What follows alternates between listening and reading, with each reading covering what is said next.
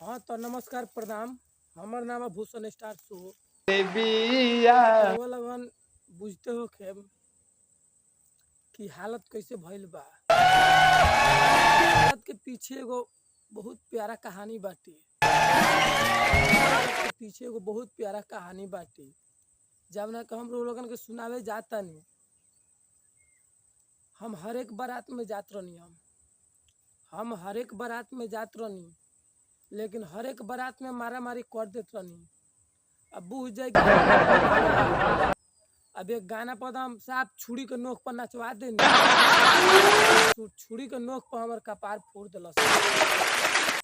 अब लोगन का कही हम, ऐसन ऐसन गाना आवता मार्केट में, ऐसन ऐसन गाना आवता मार्केट में, आ बजवा दो तो साफ छुरी के नोक पर बजवाओ तो कपार फोड़वावो।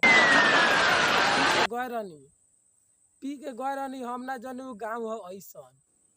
पी के गए रहनी हम ना जानी गाँव हो ऐसन।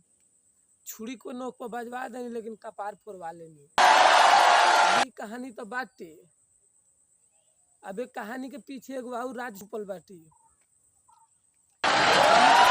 और राज छुपल बाटे जौन आज तक लोगन के सामने हम पेश नहीं कइले। जाता नहीं स्कूल में रहनी पढ़ाई करत ई दिल करला सो दिल से प्यार। स्कूल में रहनी दिल से प्यार आ उ दिल हो गल पास तो ई दिल हो गल फेल। उ दिल कर दिलस इनकार। लास्ट में जाके पिए लागल शराब। ई दिल लास्ट में जाके पिए लागल शराब। एकर जिंदगी हो गल खराब, उ दिल हो गल आबाद।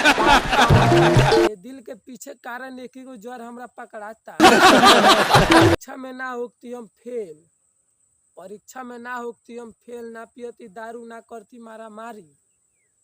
परीक्षा में ना होती फेल, ना पियती दारू ना करती मारा मारी। कहानी के पीछे एगो राज और छुप गल बा। से पियत तो रहले रहनी लेकिन लाफड़ा बहुत ज्यादा करत रहनी। पियत तो रहले रहनी लेकिन लाफड़ा बहुत ज्यादा करत रहनी। अब लवंडिया के नचवावे के चक्कर में साफ छुरी के नोक पर नचवावत रहनी।